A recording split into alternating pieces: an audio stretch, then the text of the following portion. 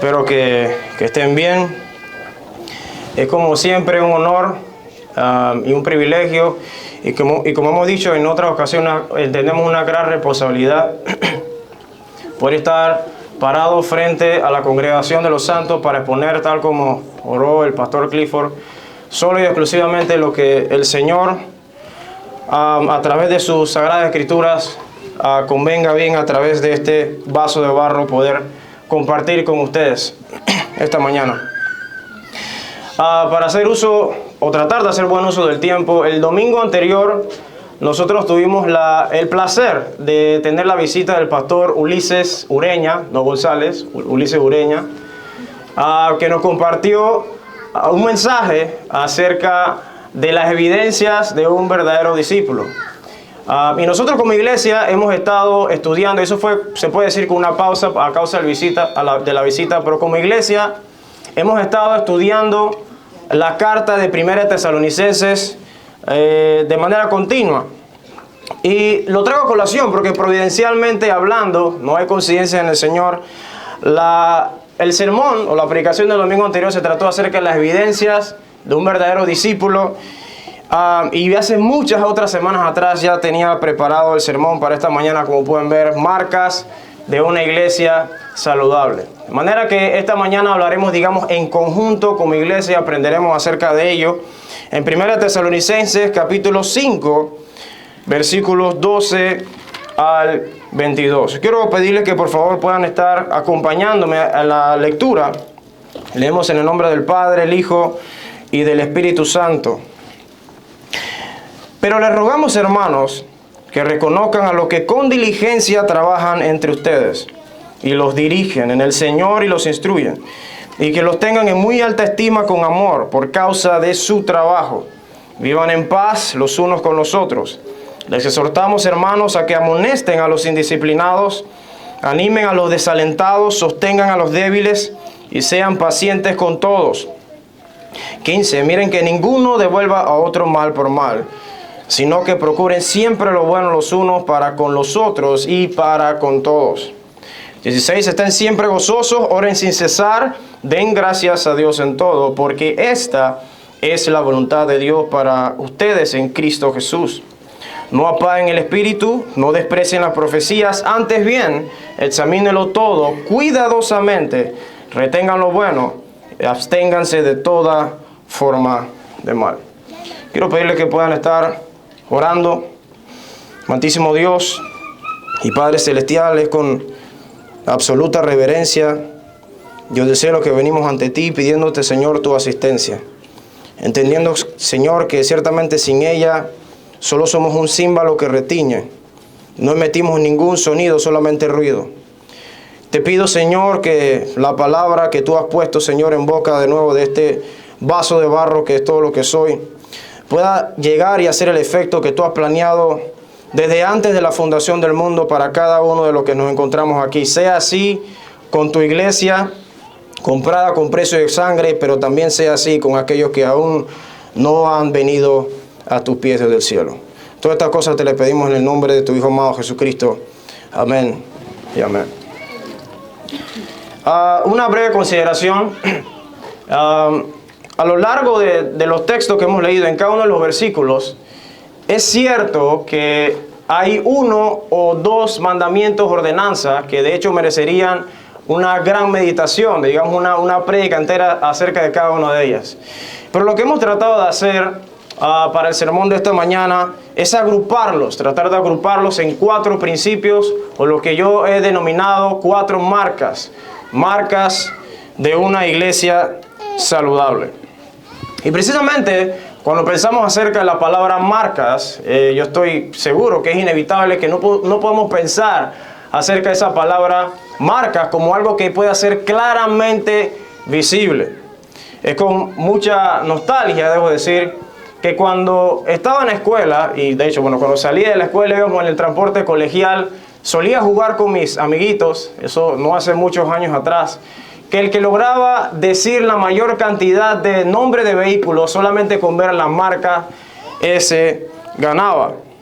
Bueno, Cuando leemos de continuo, como hemos como iglesia tratado de hacer la carta de Primera Tesalonicenses, es decir, digamos capítulo a capítulo, que es un ejercicio que para los que tal vez nos visitan por primera vez, les recomendamos altamente hacer.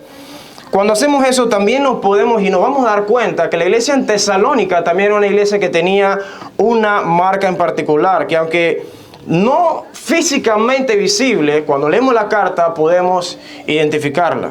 Lo mismo sucedió con el resto de las cartas, con el resto de las iglesias a las cuales Pablo le escribió cartas.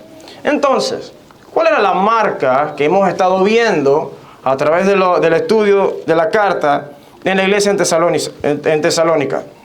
Bueno, podríamos decir que era aguardar apasionadamente por la segunda venida gloriosa de nuestro Señor Jesús. Eso lo vemos repetirse una y otra vez, así como nosotros, Iglesia Bautista de Costa Verde, también debemos aguardar en el ar. Brevemente, porque ya estamos llegando, digamos, esta sería la penúltima prédica acerca de nuestra serie de predicaciones. Vamos a comprobarlo. En el capítulo 1, usted solamente anótelo por el tiempo, por favor. Capítulo 1, bueno, y todas estas hacia el final de los capítulos. Pero capítulo 1, versículo 10 dice: y esperar de los cielos a su Hijo, al cual resucitó de entre los muertos, es decir, a Jesús, quien nos libra de la ira venidera. Vemos lo mismo en el capítulo 2, al final del capítulo, versículo 19. Porque ¿quién es nuestra esperanza, o gozo, o corona de gloria? ¿No lo son ustedes en la presencia de nuestro Señor Jesús en su venida? Nuevamente en el capítulo 3, al final, versículo 13, a fin de que Él afirme sus corazones, irreprensibles en santidad delante de nuestro Dios y Padre, en la venida de nuestro Señor Jesús, con todos sus santos. Al final del capítulo 4 también, versículo 16. Pues el Señor mismo descenderá del cielo con voz de mando, con voz de arcángel y con la trompeta de Dios, y los muertos en Cristo se levantarán primero. Y así también al final del capítulo 5, versículos 23 y 24. Y que el mismo Dios de paz los santifique por completo, y que todo su ser, espíritu, alma y cuerpo sea preservado irreprensible para la venida de nuestro Señor Jesucristo. Fiel es aquel que llama, el cual también lo hará. Entonces vemos que una y otra vez Pablo les escribía acerca de esto. ¿Y por qué? Bueno, porque como bien explicó el pastor Clifford en algunas predicaciones anteriormente, la iglesia en Tesalónica no sabía y no tenía todos los detalles. Ellos tenían algo muy claro. Y eso que tenían algo muy claro era que nuestro Señor Jesucristo volverá por su iglesia gloriosa. Y esa es la misma esperanza que aguardamos nosotros como iglesia y debemos aguardar como Iglesia Bautista de Costa Verde. Y de nuevo, aunque ellos no tenían todos los detalles, ellos eran una iglesia que, claro, no eran perfecta, pero ellos estaban muy genuinamente preocupados por estar preparados, por tal como dice el capítulo 4, en cualquier instante recibir entre las nubes a nuestro Señor y así estar para siempre con Él. Ahora, muy bien, Pablo técnicamente les dice, sí, eso está muy bien, pero cuidado, porque mientras aguardamos, mientras esperamos la segunda venida de nuestro Señor Jesús, todavía hay cosas que debemos hacer. Hay cosas que debemos continuar haciendo y esas deben ser marcas visibles, marcas de una iglesia saludable. En el versículo 12, versículo 13 leemos: pero les rogamos, hermanos, que reconozcan a los que con diligencia trabajan entre ustedes y los dirigen en el Señor y los instruyen, y que los tengan en muy alta estima con amor por causa de su trabajo. Una de las primeras preguntas cuando nos acercamos a un texto como este es: ¿quiénes son aquellos a los cuales la iglesia está llamada a reconocer por su trabajo diligente? Bueno, precisamente podemos sustraerlo del mismo texto. El texto técnicamente pudiéramos decir que nos da 3 pistas acerca de quiénes son estas personas. Podemos ver que número 1 son aquellos que con diligencia trabajan entre nosotros, aquellos que nos dirigen, otra versión dice presiden, y aquí es muy importante, en el Señor, y son aquellos que nos instruyen. Y estas tres características que Pablo enmarca no son las únicas, claro está. Sin embargo, de manera general, estas son tres características que describen lo que hoy por hoy conocemos como el oficio del pastor y de los ancianos. Eso podemos rescatar. Y es al menos llamativo que una de las primeras marcas que Pablo resalta, digamos, de una iglesia saludable, es una iglesia que, y esta es la marca número 1, que reconoce el arduo trabajo de sus pastores y ancianos. Marca número 1 para los que anotan. Es una iglesia que reconoce el arduo trabajo de sus pastores. Ahora, yo sé que es probable que muchos de ustedes o algunos de ustedes hayan tenido lastimosamente muy malas experiencias con algunos que llamándose pastores, o peor aún con algunos que han tenido el ánimo de subir un escalón más de autoridad o la ínfula esta de superioridad con los demás, falsamente llamándose a ellos también, autoproclamándose apóstoles, cuando las escrituras los llamarían falsos maestros, falsos profetas, o como el mismo Jesús contundentemente los llamó, lobos rapaces. Yo sé que si ese es su caso, tal vez, y se encuentra con un mandamiento como este en la escritura, puede hacerle algo de ruido. De hecho, yo también tendría que confesarle que yo pudiera también hacer una larga lista de malas experiencias con aquellos falsos. Sin embargo, nuestro trabajo no es concentrarnos en nuestras experiencias, sino que nuestro trabajo y mi trabajo como predicador esta mañana es voltear su mirada hacia las escrituras. Y cuando hacemos este trabajo, vemos que una de las marcas, de nuevo insisto, es reconocer, iglesia, el arduo trabajo de nuestros pastores. Muy bien, ¿qué significa reconocer?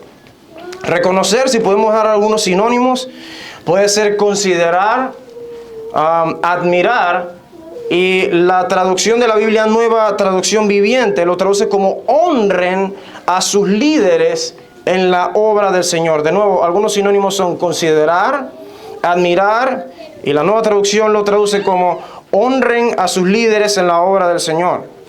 De hecho, la palabra que Pablo utiliza en el original cuando se refiere a reconocer, en el original griego, se refiere a que no es una simple observación voluntaria o una visión mecánica, sino la palabra que utiliza Pablo se refiere a mirar fija y prolongadamente, con los ojos bien abiertos, como a algo asombroso. Ese es el tipo de reconocimiento que Pablo le está diciendo a la iglesia que deben tener acerca de sus pastores y ancianos. De nuevo, mirar fija y prolongadamente, con los ojos bien abiertos, como a algo asombroso.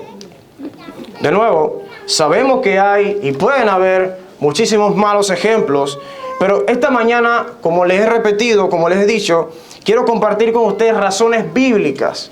Cuando digo razones bíblicas, quiero decir no opiniones, razones bíblicas por las cuales la iglesia está llamada a reconocer el arduo trabajo de sus pastores. Razón bíblica número 1, porque es un trabajo arduo.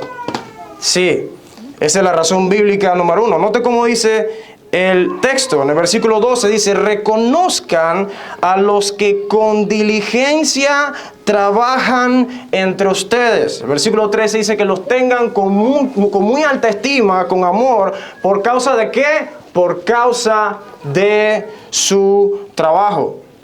De hecho, también la palabra en el original que las escrituras utilizan para referirse a este trabajo es un tipo de trabajo que denota trabajar afanosamente o trabajar hasta sentir fatiga.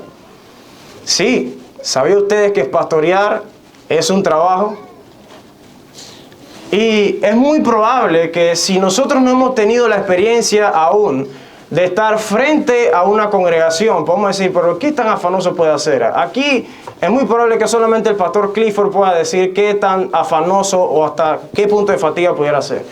Y para que nosotros pudiéramos tal vez tratar de entender, yo quisiera que se pueda preguntar, y ponga su nombre, yo voy a poner el mío, ¿qué tan divertido, para decir otra cosa, o qué tan difícil puede ser trabajar con Aarón Camargo?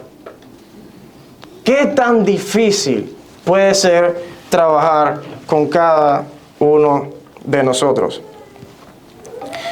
La razón bíblica número 2 de por qué la iglesia debe reconocer el arduo trabajo de sus pastores es que, como dice el texto, son aquellos que nos dirigen presiden o gobiernan, y aquí muy importante, en el Señor.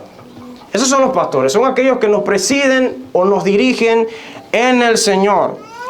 Y aquí instantáneamente tenemos que preguntarnos, ¿qué significa gobernar en el Señor? Bueno, el Señor responde esta pregunta, y usted lo puede anotar en Mateo capítulo 20, versículos 25 al 28. De nuevo, Mateo 20, versículos 25 al 28. Dice el Señor Jesús: Entonces Jesús, llamándolos, dijo: sabéis que los gobernantes de las naciones se enseñorean de ellas, y los que son grandes ejercen sobre ellas potestad. Mas entre vosotros, iglesia, no será así, sino que el que quiera hacerse grande entre vosotros será vuestro servidor, y el que quiera ser el primero entre vosotros será ¿qué? Vuestro siervo. Y como el Hijo del Hombre no vino para ser servido, sino para servir y para dar su vida en rescate por muchos. Entonces, iglesia, estamos llamados a reconocer el arduo trabajo de ellos, porque son aquellos que nos dirigen y gobiernan en el Señor, que podemos rescatar de este texto, que son entonces aquellos que han puesto su vida en servicio de cada uno de nosotros. Entonces, la forma en la que se gobierna en el Señor es siendo entre todos los mayores servidores. Eso están llamados a ser los pastores y ancianos de la iglesia. ¿Cómo se gobierna? ¿Cómo se preside en el Señor? Siendo entre todos los mayores servidores, habiendo puesto su vida en servicio de la iglesia. La razón bíblica número 3 es porque son aquellos que nos instruyen o amonestan. De hecho, la palabra más apegada al original en nuestro texto dice son aquellos que nos instruyen. Pero la palabra más apegada al original griego es de hecho amonestar, advertir o regañar gentilmente. Sí, esos son los pastores también. ¿A cuánto les gusta ser regañado? ¿A cuánto les gusta que le llame la atención? ¿A cuántos hijos les encanta que sus padres les regañen? La verdad es que no es muy agradable ser amonestado. Claro que no es muy agradable que los regañen. Pero sepa usted, iglesia, que cada vez que en búsqueda de un consejo pastoral, usted reciba una respuesta como esta: esa, hermano o querida hermana, no son las palabras que usted debió haber utilizado. Querido hermano, querida hermana, esa no es la persona con la que usted debería estar. Querido hermano, querida hermana, no, esa no es la decisión correcta. Cada vez que en búsqueda de un consejo pastoral nosotros recibamos estas instrucciones, advertencias, o amonestación bíblica, sepa usted, iglesia, que estas amonestaciones, por más que suenen no, han sido dadas, impartidas en amor y por amor. Proverbios capítulo 3, versículos 11 al 12 dice, Proverbios capítulo 3, para los que anotan, disculpen, 11 al 12, no menosprecies, hijo mío, el castigo de Jehová, ni te fatigues de su corrección, porque Jehová al que ama castiga, como al padre al hijo a quien quiere. Sí, cada vez que se amonesta, cada vez que se dice que no, cada vez que se dice que se regaña a un hijo, por más que ellos no lo puedan entender, y lo mismo puede replicarse en la iglesia. Hermanos, eso está siendo dado o impartido en amor. Eso, por más difícil que pueda parecernos, tenemos que entenderlo de esa manera. Porque corregimos, y los pastores y los ancianos corrigen a quienes aman. Ahora, tal vez usted dirá, este texto de Proverbios no tiene realmente que ver con los pastores, y yo le tendré que decir en gran manera sí. ¿Por qué? Porque la razón bíblica número 4, y esta es la que más me encanta, digámoslo así, es porque los pastores están llamados a reflejar al buen pastor. La razón bíblica número 4 es porque los pastores están llamados a reflejar al buen pastor. En Juan capítulo 10, versículo 11, aquí hablando Jesús dice, yo soy el buen pastor su vida da por las ovejas. Y eso están llamados a reflejar y a imitar los pastores en una congregación. Alguien alguna vez dijo que un buen pastor es aquel que huele a ovejas. ¿Qué significa eso? Bueno, es un pastor, no es un pastor que está ahí para divertirse en todos los momentos de diversión, no. Es un pastor que está ahí cuando la oveja tiene un problema con su patita, se ha perdido, se ha enredado, qué sé yo, en alguna cerca, se ha apartado, lo ha vuelto a traer. Eso significa oler a oveja. Cada vez que un hermano tiene un problema en el matrimonio, cada vez que hay problemas con los hijos, cada vez que hay un problema y el pastor está ahí, eso significa oler a oveja. Si recordamos esa última porción del versículo 11, el buen pastor su vida da por las ovejas. Vaya responsabilidad que tienen por delante en los hombros de los pastores. Si usted fuera a aplicar a una posición de trabajo, y dentro de los requisitos de la posición de trabajo dice, debe estar dispuesto a dar su vida por los demás. Y ni siquiera la posición diría, debe estar dispuesto a dar su vida por su familia, por sus amigos, por lo que le caen bien. No, debe estar dispuesto a dar su vida por los demás. ¿Usted continuaría con esa aplicación de trabajo? Bueno, ese es el llamado que el Señor ha implantado en el corazón, en el interior de los pastores, y el llamado a cual ellos han dicho sí y amén. Entonces, iglesia, claro está, como hemos dicho que habrán muy malos ejemplos, no nos queremos concentrar en ellos. Al contrario, hay también muy buenos ejemplos de muy buenos pastores, como es el caso reciente del fallecimiento del pastor que parte a la presencia del señor John MacArthur, que sí, allá en Estados Unidos y todo lo demás, pero su pasión por la prédica permea y se esparce aún hasta nuestras generaciones. Pero mucho mayor importante para Iglesia Bautista de Costa Verde, como también lo es el ejemplo de nuestro pastor Clifford Sturth. Un pastor que con su testimonio y con su fidelidad a la palabra nos ha contagiado a todos. Iglesia, estamos llamados a reconocer el arduo trabajo de los buenos pastores. Entonces, de nuevo, una marca de una iglesia saludable es esta. Y claro que hablan muchísimas otras razones, pero solo por el texto quiero resaltar y repetir de nuevo, digamos, estas 4. Número 1, ¿por qué reconocer el arduo trabajo de los pastores bíblicamente? Bueno, porque es un trabajo arduo.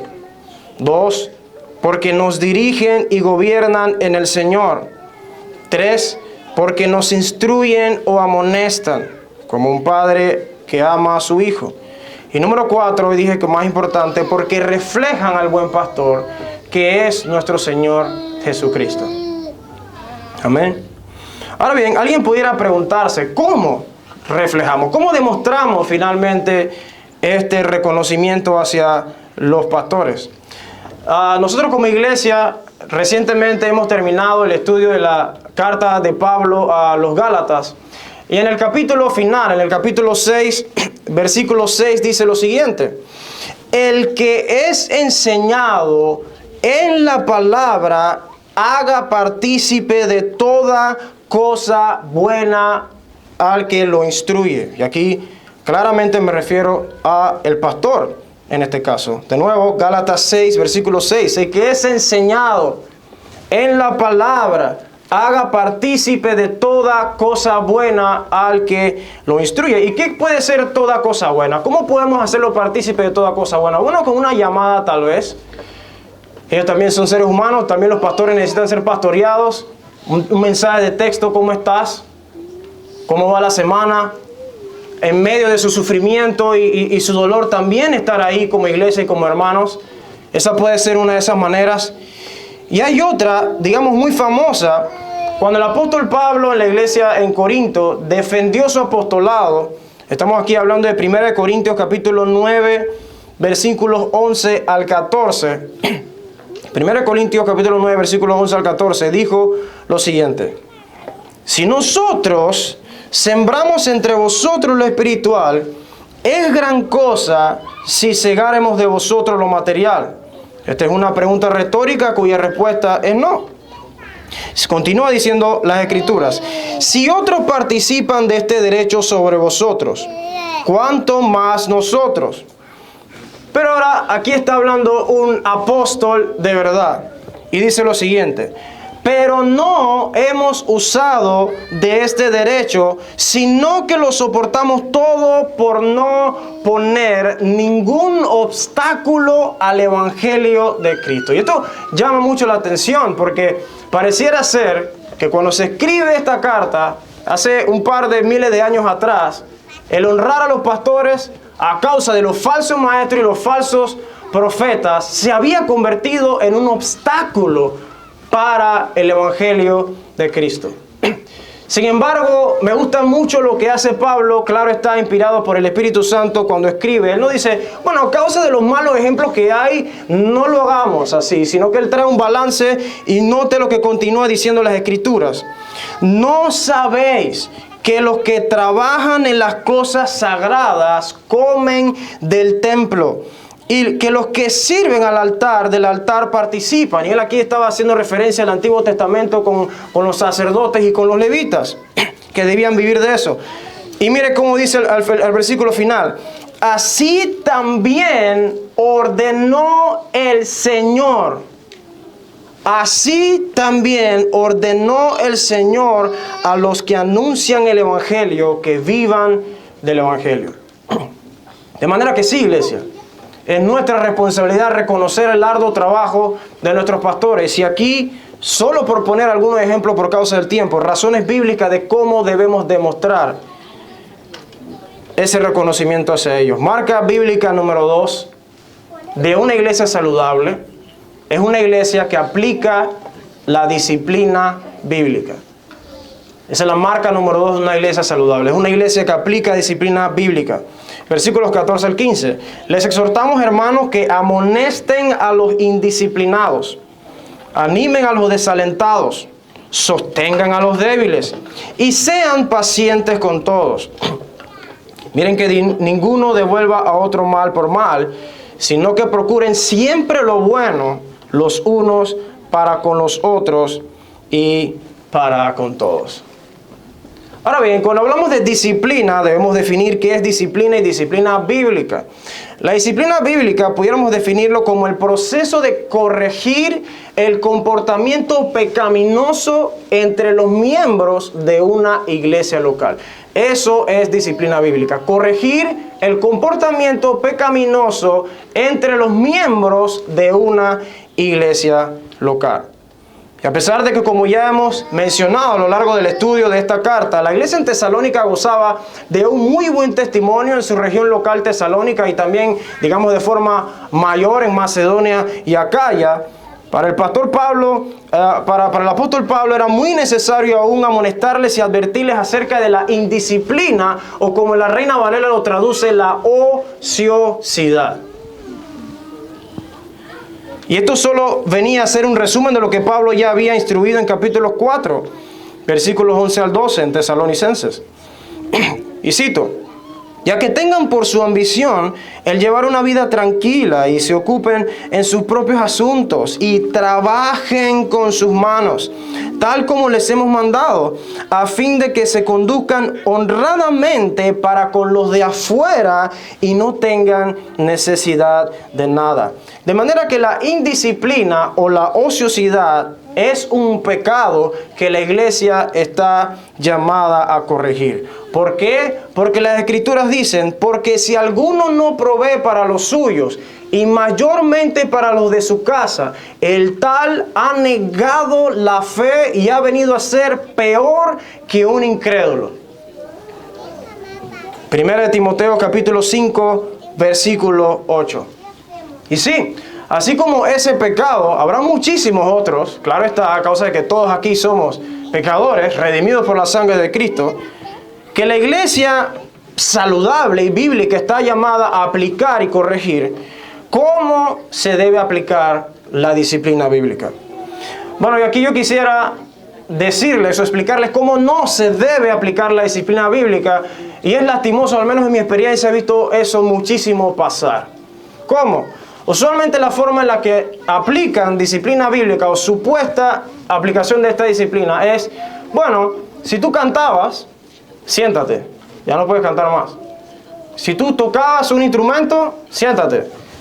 Digamos, si tú ibas a predicar a las cárceles, en el ministerio, en la iglesia, siéntate, ya no lo puedes hacer más. Si tú predicabas en una iglesia, en una clase de escuela dominical, siéntate. Eso no es disciplina. ¿Quién está ahí? ¿Qué edificación hay en, ok, el hermano está en pecado, siéntate? No hay ninguna edificación en eso. ¿Quién está ahí para animarle? ¿Quién está ahí para restaurarle, buscar restaurar a este hermano que ha caído tal vez en pecado? Ahora bien, ¿cómo sí se debe aplicar la disciplina bíblica? Solamente para que lo anoten, Mateo capítulo 18, versículos 15 al 17. Mateo 18, versículos 15 al 17. El paso número 1 para una iglesia aplicar la disciplina bíblica es hablar con el hermano en cuestión, siempre recordando que usted también es un pecador que puede caer también. Hablar con el hermano en cuestión en privado acerca del asunto. Paso número 1. Si el hermano tal vez decidiera ignorar, escuchar la voz de la disciplina bíblica, si persistiera, el paso número 2 está en el versículo 16. Habla con el hermano, pero ahora con 1 o 2 testigos acerca de ese pecado.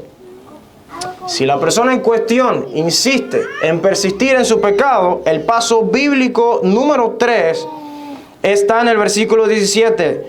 Confrontar el pecado del hermano frente a la iglesia.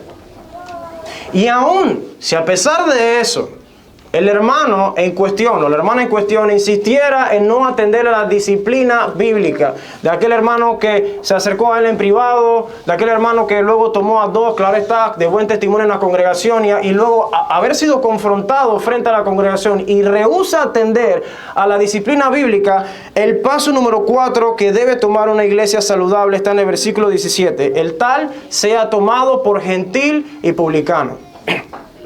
Y aquí muchos pudieran decir, se fue el amor.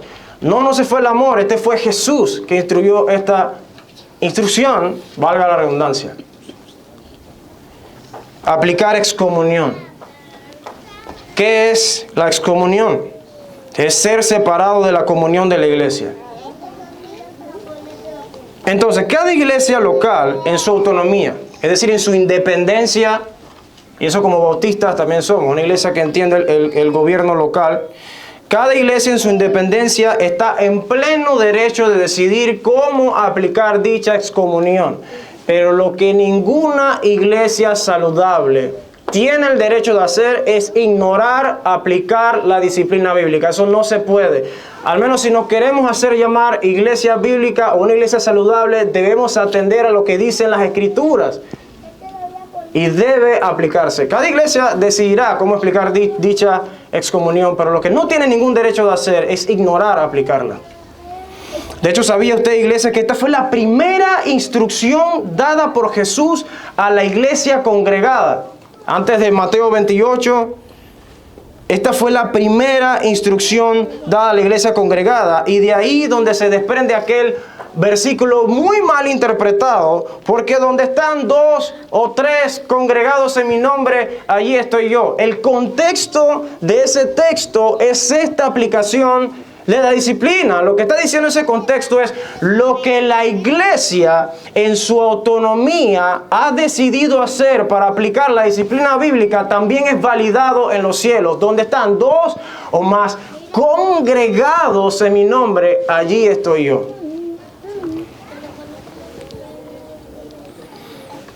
Ahora, hermanos, note que la disciplina de una iglesia saludable, aunque es un trabajo, claro está, principalmente, digámoslo así, de los pastores y los ancianos aplicarla, no es exclusivo.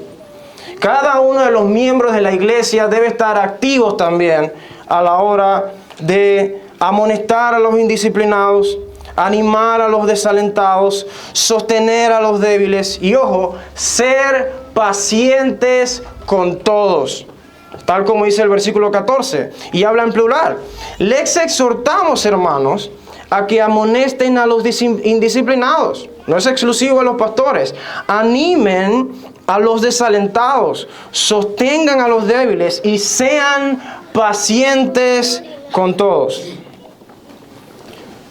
Una iglesia bíblica, una iglesia saludable debe aplicar la disciplina bíblica.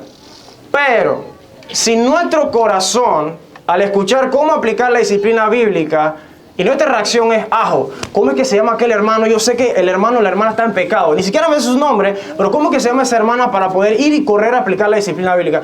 Si nuestra reacción primera es esa, estamos en grave problema.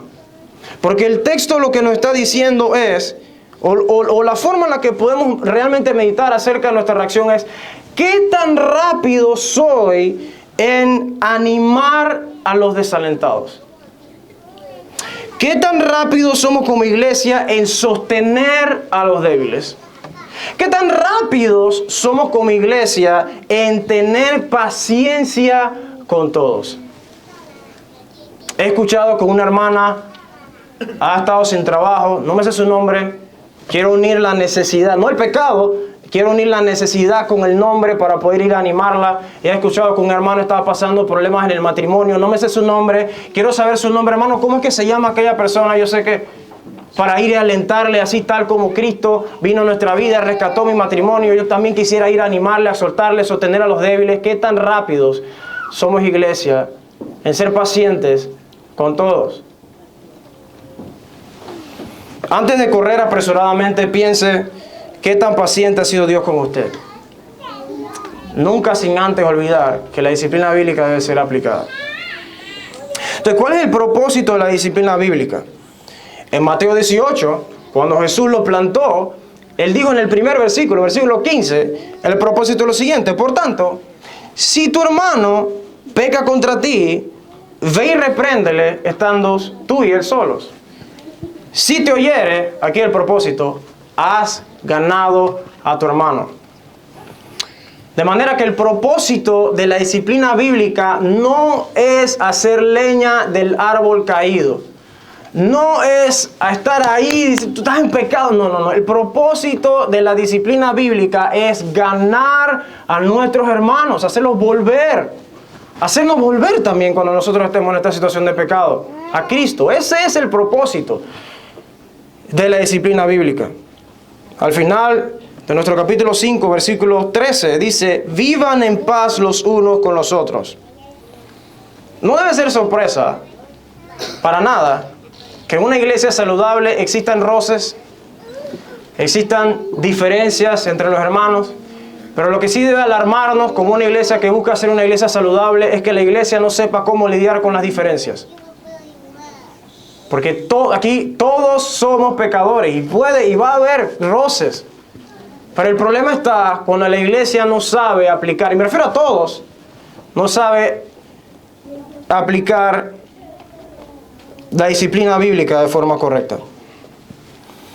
En el versículo 15 dice, miren que ninguno devuelva a otro mal por mal, sino que procuren siempre lo bueno. Hermanos, procuremos siempre lo bueno los unos para con los otros y para con todos. Entonces podemos resumir de la siguiente manera, si gusta anotarlo. El propósito de la disciplina bíblica en una iglesia son 3. Propósito número 1, proteger a la iglesia. Eso busca la disciplina bíblica, proteger a la iglesia. Razón bíblica número 2 es restaurar al pecador para que camine correctamente con Dios. Restaurar al pecador para que camine correctamente con Dios. Y número 3, muy importante, renovar el compañerismo entre los miembros de la iglesia local. Esos deberían ser los 3 propósitos de la disciplina bíblica. Lo repito, proteger a la iglesia, restaurar al pecador para que camine correctamente con Dios y renovar el compañerismo así entre los miembros de la iglesia. Marca número 3 de una iglesia saludable. Es una iglesia que persiste en su comunión con Dios y en buscar su voluntad. Esa es la marca número 3 de una iglesia saludable. Persiste en su comunión con Dios y en buscar su voluntad. Versículos 16 al 18 dice, estén siempre gozosos, oren sin cesar, den gracias a Dios en todo, porque esta es la voluntad de Dios para ustedes en Cristo Jesús. Y claro está, así como hablamos o se habló el domingo anterior acerca de la evidencia de un verdadero discípulo de Cristo, Cada hijo de Dios debe mostrar ese gozo. De hecho, sabemos por el libro de Gálatas que es uno de los frutos del Espíritu Santo. Gozo.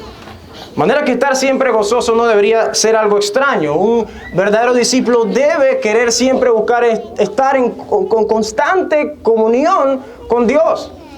Oren sin cesar. Y un hijo de Dios siempre debería estar anuente en buscar razones por las cuales darle gracias a Dios en todo. Sin embargo, aquí quisiera dirigir su atención a los superlativos que tenemos en el texto. A ver, ¿cuáles son esos superlativos que tenemos en el texto o esa extensión de lo que está diciendo el texto? En el versículo 16 dice, estén siempre gozosos. No a veces. El versículo 17 dice, oren sin cesar.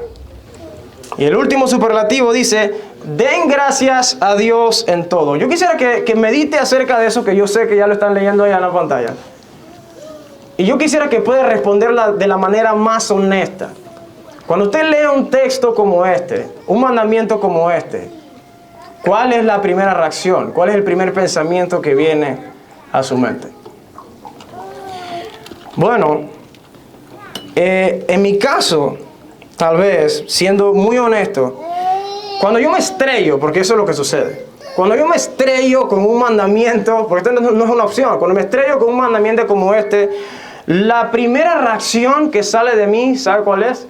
El pecado que mora en mí. Eso es lo primero. ¿Y qué me refiero con el pecado que mora en mí? Bueno, porque cuando mi carne se confronta a las Escrituras, lo primero que hace es comenzar a levantar una serie de argumentos cual abogado que no pierde un caso, por las cuales es absurdo estar siempre gozoso. Eso es lo que quiere hacer mi carne. ¿Cómo así? Se sufre. Hay momentos en los que pasamos de sección. ¿Cómo voy a estar siempre gozoso? Mi carne. El día tiene 24 horas. ¿Cómo voy a orar 24 horas?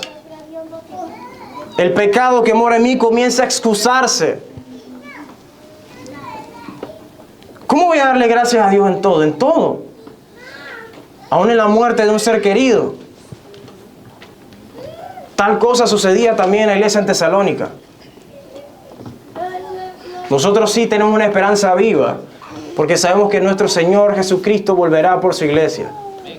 De manera que tenemos razones de sobra para agradecer más bien al Señor, aun cuando nuestra carne se levanta en contra de los mandamientos puestos en la Escritura. Cuando eso suceda, yo quisiera regalarles, voy a solamente leer algunos versículos. Cuando eso suceda, quiero regalarles este salmo, Salmo capítulo 103. Y el Salmo 103 dice, bendice alma mía a Jehová, y bendiga todo mi ser su santo nombre. Bendice alma mía a Jehová, y no olvide ninguno de sus beneficios. Él es quien perdona todas tus iniquidades, el que sana todas tus dolencias, el que rescata del hoyo tu vida, el que te corona de favores y misericordia, el que sacia de bien tu boca de modo que te rejuvenezcas como el águila. Misericordioso y clemente es Jehová, lento para la ira y grande en misericordia. No contendrá para siempre, ni para siempre guardará el enojo. No ha hecho conforme a nuestras iniquidades, ni nos ha pagado conforme a nuestros pecados. Gloria a Dios, alma mía, bendice a Jehová. Amén. Hermanos, lejos, muy lejos de lo que el pecado que mora en cada uno de nosotros nos pueda sugerir, tenemos razones de sobra, insisto, para estar siempre gozosos, por las cuales orar sin cesar debería ser la norma de nuestra iglesia,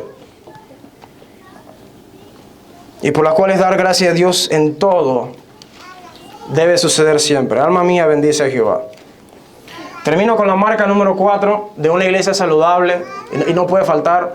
La marca número 4 de una iglesia saludable es que la palabra de Dios es el centro y fundamento de la iglesia.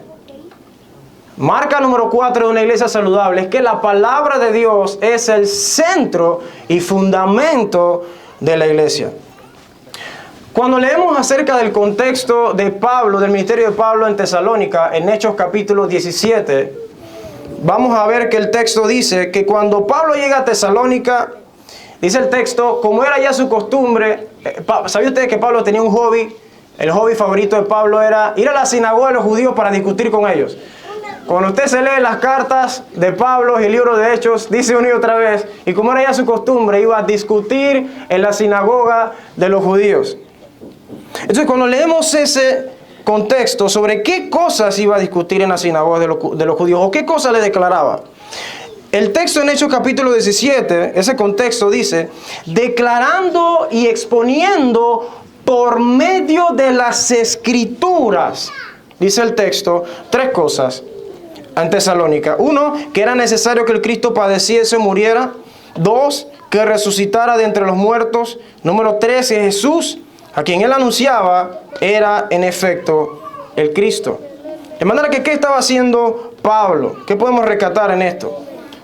Bueno, que Pablo, número uno, era guiado por el Espíritu declarando, ojo, las profecías mediante las Escrituras, mientras estas profecías eran cuidadosamente examinadas durante 3 días de reposo en este contexto.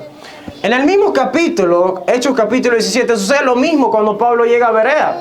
Estamos hablando nada más y nada menos del apóstol Pablo. Pablo llega a Berea a comenzar a hablar de las profecías mediante las Escrituras. ¿Y qué hacían los hermanos en Berea? Escudriñaban diariamente la Escritura para ver si lo que Pablo estaba diciendo, el apóstol Pablo estaba diciendo, lo validaban las Escrituras, sí o no. Y ese es el mismo patrón que se repite en nuestros últimos versículos. Versículos 19 al 22. No apaguen el espíritu, no menosprecien las profecías, antes bien, examínenlo todo cuidadosamente, retengan lo bueno y absténganse de toda forma de mal. Cuando estudiamos un poco acerca de la historia de la iglesia, y aquí de la iglesia protestante, que eso somos nosotros, ¿qué es ser protestante? Pues no ser católicos. Nos vamos a dar cuenta las razones, son muchísimas, por la cual los reformadores vieron totalmente necesario separarse, que surgiera la reforma.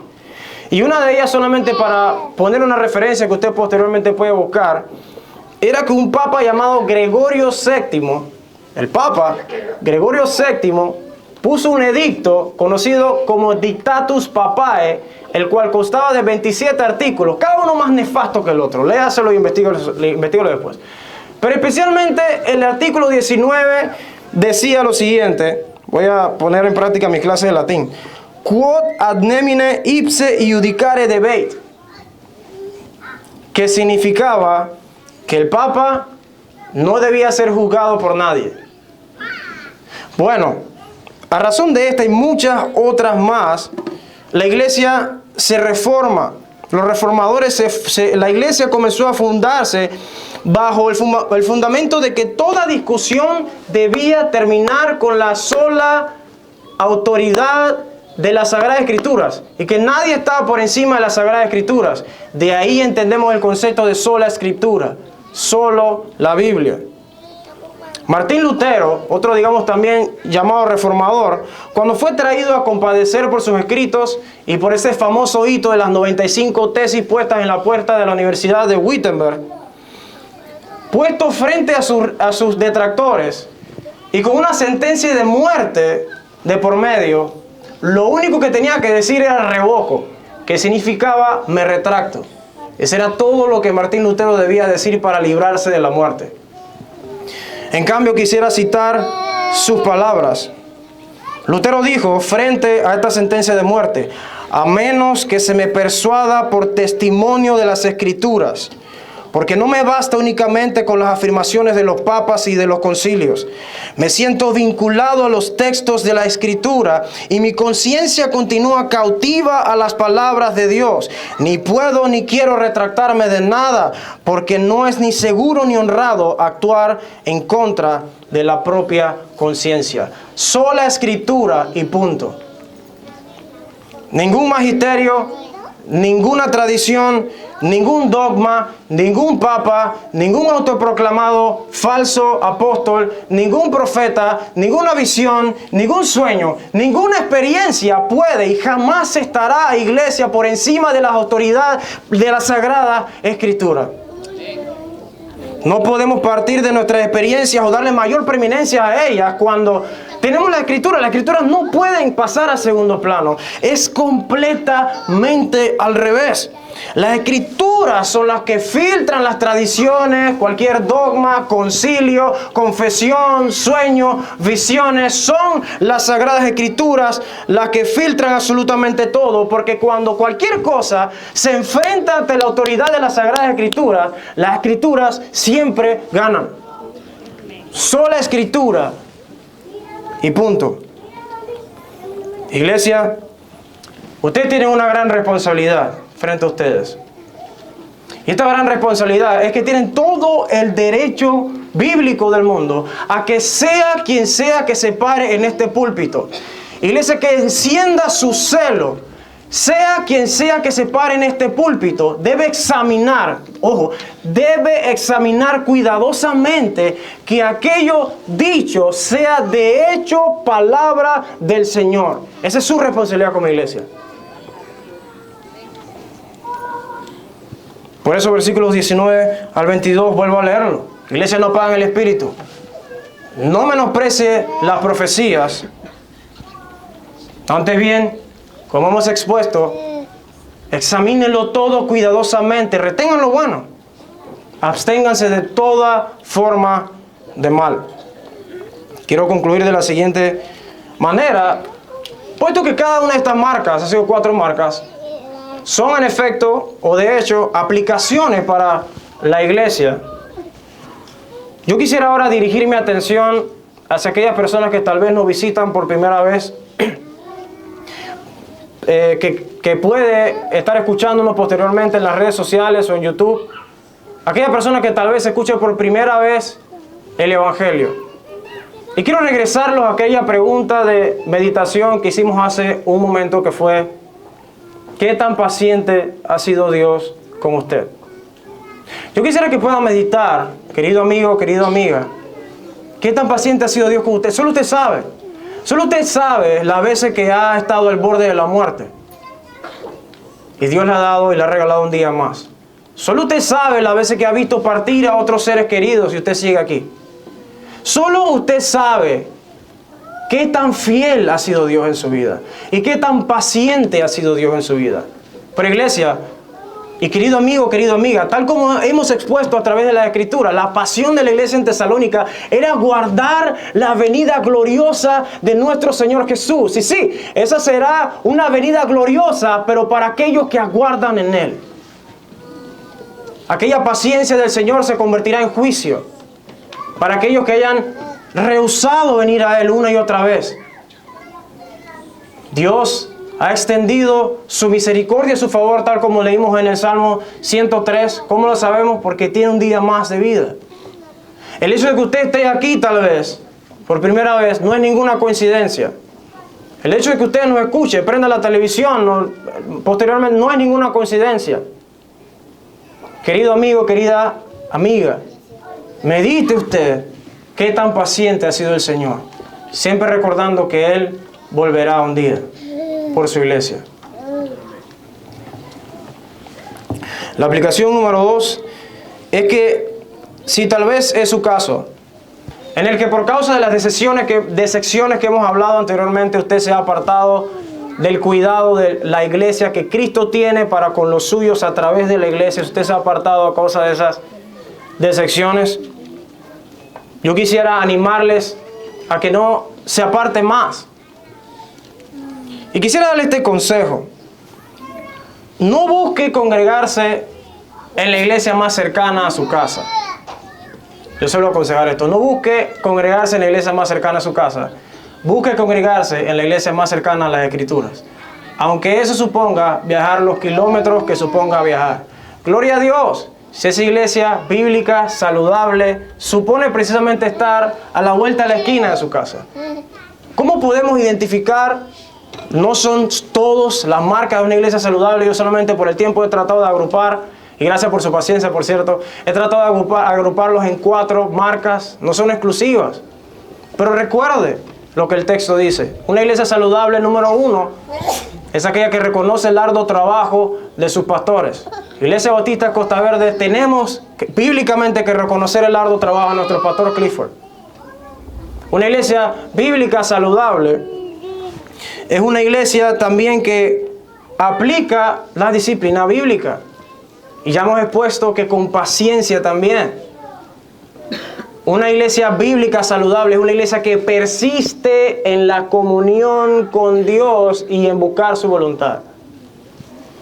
Y podemos decir también últimamente que una iglesia saludable o bíblica es una donde la palabra de Dios, exclusivamente la palabra de Dios, es el centro y fundamento de esa iglesia. De nuevo, no son exclusivas, puede haber muchos más, pero oro a Dios que estas puedan ayudarles a ustedes. ¿Y por qué les aconsejo esto? Bueno, porque les recuerdo lo que dice la Escritura, Hebreos capítulo 10, versículos 23 al 25.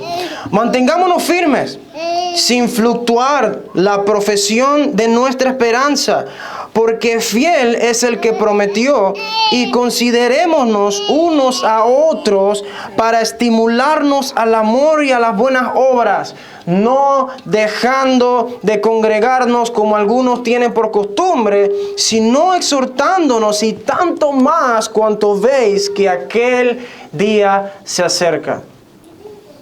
Iglesia, de nuevo por última vez, no sabemos la hora, no sabemos cuándo, pero sabemos que el Señor volverá por su iglesia. No se aparte de Él, no rehúse más. El Señor sigue siendo paciente con ustedes. Oremos. Amantísimo Dios y Padre Celestial, es de nuevo con absoluta reverencia que vengo ante ti, Señor. Suplicándote que tu iglesia primero, tus hijos, comprados por precio de sangre, puedan encarnar cada una de estas verdades bíblicas, que aunque ciertamente difíciles y aunque muchas veces nuestra carne quiere decirnos que es absurdo agradecer a Dios en todo, que es absurdo orar sin cesar, buscar persistentemente esa comunión, que es absurdo estar siempre gozoso por las decepciones y tribulación. Te pido que la iglesia pueda encarnar eso y que podamos voltear la voz del pecado que mora en nosotros por la voz de las Escrituras. No olvides, alma mía, ninguno de sus beneficios. No olvides, alma mía, que Él fue que rescató tu vida del hoyo. No olvides, alma mía, que Dios no nos paga conforme a nuestras iniquidades. No olvides, alma mía, que Él no nos paga conforme a nuestro pecado. Padre, te suplico que tu voz, o que mi voz haya podido ser utilizada para poder hablar a la vida de tu iglesia, pero también a aquellas personas que aún no han venido a ti, Señor. Ten misericordia de ellos como solamente tú sabes hacerlo. Sigue llamándolos de la forma que tú lo haces, con cuerdas de amor. Bendice a tu iglesia y sobre todo bendice a nuestro pastor Clifford también, en su arduo trabajo y en su ardua labor. Bendícelo, Señor, en el nombre de Jesús. Amén. I've come so far from open arms.